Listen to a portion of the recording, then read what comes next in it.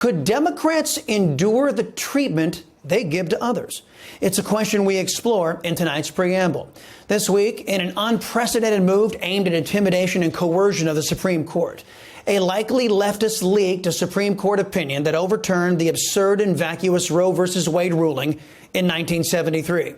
Chris Salcedo's show compiled some of the unhinged, mindless, and downright strange reactions from the party that supports killing children in the womb.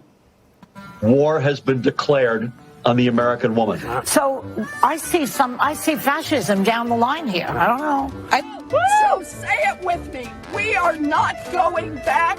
We are not going back. Not ever. Not ever. Not ever. Not ever. Not ever. Not ever. These justices are acting like this is somehow something that they have the right to change. And nobody, you got people telling me I got to wear a mask or don't wear a mask or do this. Everybody wants to tell me what to do. Where the hell's my party? Where's the Democratic Party? Why aren't we standing up more firmly, more resolutely? That's been my stance. Abolish the filibuster. But it was did violence not only to women, but to the Constitution of the United States.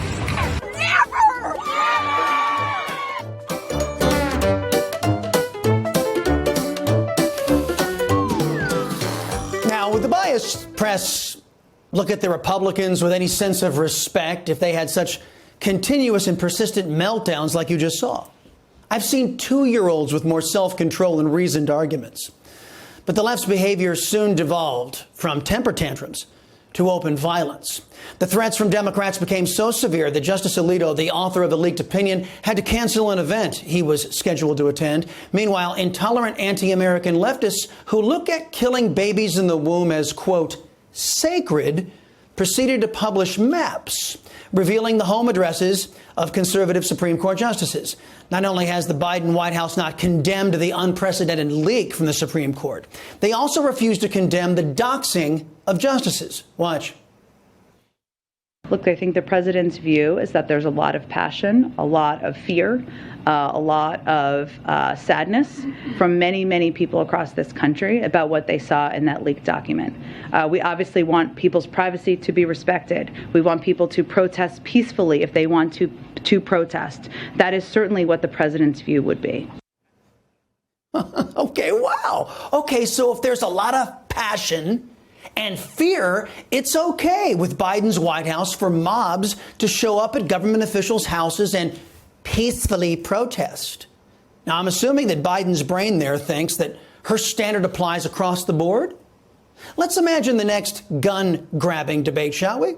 There'd be passionate people who are fearful that the government would steal their right of self-defense. So according to Biden's brain, she'd welcome the Second Amendment supporters showing up at her house, or the house of Nancy Pelosi, or her family's house. The leftist millennial know-nothings that make up Biden's White House would be perfectly comfortable with passionate and fearful people showing up at Chuck Schumer's house to protest in front of his family. Of course, we know that Chuck Schumer supports violence against public officials. I want to tell you, Gorsuch, I want to tell you, Kavanaugh, you have released the whirlwind, and you will pay the price.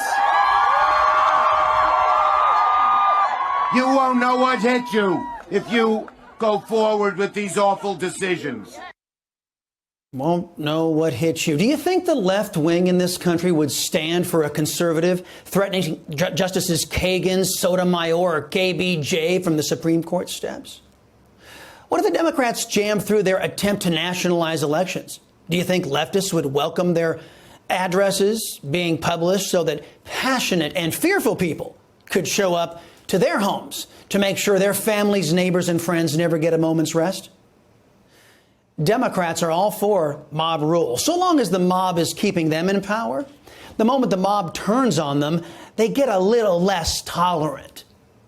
Since the left has taken over the schools, the media, permanent Washington, we've seen a steady decline in the trust of government, our institutions, and the civilized society. That loss of trust is earned as the American people have taken note of the corruption that follows whenever the left wing takes over anything. Democrats did this to our country. What's revealing of our enemies, Joe Biden's words, not mine, is that if conservatives and Republicans treated them the same way they treat us, they'd be the first to cry foul. Now, if we want to get back to an America that is normal, where we debate rather than harm each other, where we can agree to disagree, where the Constitution, not the mob, dictates justice, our first order of business is to make sure not one Democrat holds elected office anywhere in the United States. That would be a great pro-American start.